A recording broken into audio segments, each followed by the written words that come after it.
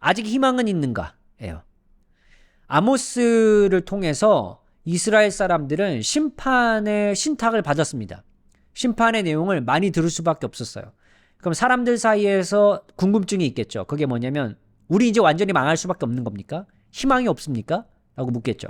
그때 아모스는 무엇이라고 말하는가? 하나님께서는 아모스를 통해 무엇이라고 말씀하시는가? 우리가 한번 보겠습니다. 자, 4절에서 6절 아모스 5장입니다. 여호와께서 이스라엘 족속에게 이와 같이 말씀하시기를 너희는 나를 찾으라. 다라쉬 찾다라는 말이에요. 그리하면 살리라. 하야 베델을 찾지 말며 길갈로 들어가지 말며 부엘세바로도 나아가지 말라. 길갈은 반드시 사로잡히겠고 베델은 비참하게 될 것임이라 하셨나니 너희는 여호와를 찾으라. 다라쉬 그리하면 살리라. 하야 그렇지 않으면 그가 불같이 요셉의 집에 임하여 멸하시리니 베델에서 그 불들을 끌 자가 없으리라. 자, 4절과 6절에 찾으라와 살리라 이 두 개의 단어가 지금 반복해서 나오고 있죠. 여기도 네. 그리고 5절에 그게 끼어 있습니다. 내용이 5절에 베델, 길갈, 부엘세바 너무 중요한 장소들이 다 나타나고 있습니다. 이건 무슨 이야기를 하고 싶어 하는 걸까요? 자, 찾으라라는 이 말, 이 수사법은요 분명히 임박한 심판을 드러낼 때 나타납니다. 다 그렇진 않지만 아모스에서는 그렇습니다. 자, 근데 4절에서는 하나님께서 여호와께서 자기를 찾으라고 말씀하시고 5절에서는 베델과 길갈과 부엘세바가 다 하나님을 찾을 수 있는 아주 중요한 종교 순례 장소인데 거기를 가지 말라고 하시니 이건 또 무슨 말인가? 지금 희망이 있다고 말씀하시는 건가? 희망이 없다고 말씀하시는 건가? 헷갈릴 수 있는데 하나님의 이 의도를 알면 이 본문을 충분히 이해할 수가 있습니다. 일단 그럼 베델 어디입니까? 창세기 28장 보면 야곱이 잠이 깨어 이르되 여호와께서 과연 여기 계시거늘 내가 알지 못하도다. 이에 두려워 이르되 두렵도다. 이곳이여 이곳은 다름이 아닌 하나님의 집이요 이는 하늘의 문이로다.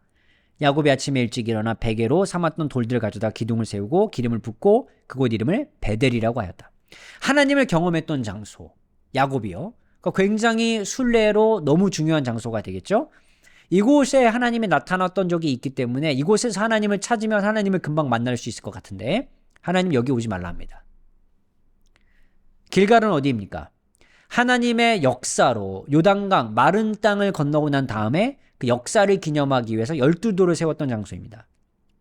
여호수아 4장 여호수아가 요단에서 가져온 그 12돌을 길갈에 세우고 이스라엘 자손들에게 말하여 이르되 후일에 너희의 자손들이 그들의 아버지에게 묻기를 이 돌들은 무슨 뜻이냐 하거든. 너희는 너희의 자손들에게 알게 하여 이르기를 이스라엘이 마른 땅을 밟고 이 요단을 건넜습니다. 너무 중요한 장소 아닙니까? 하나님의 역사가 일어났던 장소. 근데 이곳에 가서 하나님을 찾지 말라고 합니다. 부엘세바는 어디입니까? 하갈, 이삭, 야곱, 엘리야에게 하나님께서 나타났던 곳입니다. 창세기 46장 대표적인 본문 이스라엘이 모든 소유를 이끌고 떠나 부엘세바에 이르러 그의 아버지 이삭의 하나님께 희생제사를 드리니 그 밤에 하나님이 이상 중에 이스라엘에게 나타나 이르시되 야곱아 야곱아 하시는지라 야곱이 이르되 내가 여기 있나이다 하며. 너무 중요한 장소 아닙니까? 베델과 길갈과 부엘세바 다 중요한 장소예요. 근데 이곳에 가면 하나님을 찾을 수 없다라고 말씀하고 계십니다. 그럼 이게 무슨 의미일까요? 사람들이 하나님을 찾기 위해서 이런 장소로 가는 게 문제는 아닙니다. 다만 이들은 하나님만 찾을 줄 알았지 자신의 삶을 바꾸는 것에는 아무 관심이 없었습니다. 그들은 끊임없이 부유한 자들과 종교 지도자들이 합하여 가난한 자들을 착취하고 그 다음에 가난한 자들을 착취해 끝나면 또 다른 가난한 자를 만들어서 그들을 착취하고 이런 행위를 끊임없이 하고 있는데 베델로 가고 길갈로 가고 그리고 부엘세바로 간들 무슨 의미가 있겠습니까? 아무 의미가 없습니다. 하나님은 그런 의미를 거부하시는 겁니다. 그럼 장소에 가서 하나님을 찾는 게 중요한 것이 아니라 너희들의 삶을 변화시키고 하나님을 찾는 게 중요하다는 것을 말씀하는 거죠. 장소로 가지 않아도 됩니다. 굳이 하나님이 나타나셨던 그 순례의 자리로 가지 않아도 돼요. 그들의 삶을 변화시키고 그곳에서 하나님을 찾으면 됩니다. 왜 그렇게밖에 말할 수 없는지 이 다음 본문에 아모스가 말하기 때문에 그래요. 정의를 미슈파트를 쓴 쑥으로 바꾼 자들아 공의를 땅에 던진 자들아 이렇게 말합니다. 쑥은요, 독한 식물입니다. 병들게 만드는 특성이 있다고 알려져 있습니다. 그런 의미로 본문을 보면 정의는 사회에 생명을 공급하는 식물의 역할을 하지만 쑥은 사회를 병들게 했습니다. 즉 정의를 내가 가져가서 버려버리고 사회에는 쓴 쑥을 준 거예요. 즉 사회를 병들게 만들었다는 겁니다.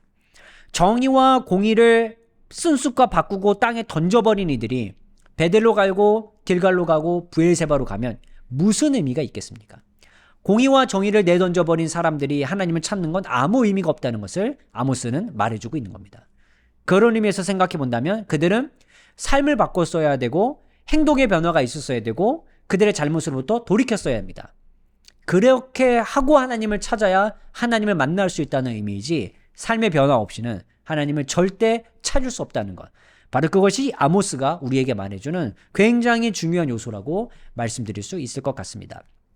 이런 내용은요, 아모스 많은 본문에 흩어져 있습니다. 그리고 아모스 전반적으로 나타나는 주제와도 밀접하게 연관이 되어 있습니다. 근데 이건 오랜 세월부터 지금까지 우리들에게 적용 가능한, 그리고 매번, 그리고 매일, 어쩌면 매 순간마다 우리가 생각해야 하는 말씀이 아닐까 싶습니다. 우리는 매일 개혁해야 됩니다. 우리의 삶을. 하나님을 바라볼 수 있도록. 그래서 죄 지었던 삶에서 날마다 매일 지속적으로 돌이켜야 됩니다. 우리의 삶의 변화가 없이 하나님을 찾는 거 아무 의미가 없습니다. 굉장히 종교적으로 유명한 곳을 찾아간들 내 삶이 변하지 않는다면 의미가 없습니다.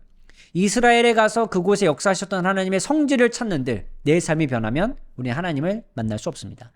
매주 아니면 매일 교회를 간다 할지라도 예배를 드린다 할지라도 내 삶의 변화가 없다면 우리가 하나님을 찾는 것 아무 의미가 없습니다. 아모스는 우리에게 그렇게 도전을 주고 있습니다. 그렇기 때문에 이 본문은 우리들에게 너무 중요한 말씀이라고 저는 생각합니다. 여러분 아모스의 이 메시지 어떻게 연구하고 또 설교하고 또 가르치고 생각하셨었는지 여러분의 의견을 남겨주시면 감사하겠고 아울러 또 저의 의견에 대해서 어떻게 생각하시는지 여러분의 의견을 남겨주시면 감사하겠습니다. 오늘의 컨텐츠가 도움이 되셨다면 유튜브 멤버십이나 네이버 프리미엄 컨텐츠 오늘의 구약 공부를 구독하신다면 구약을 더 깊이 배우실 수 있습니다.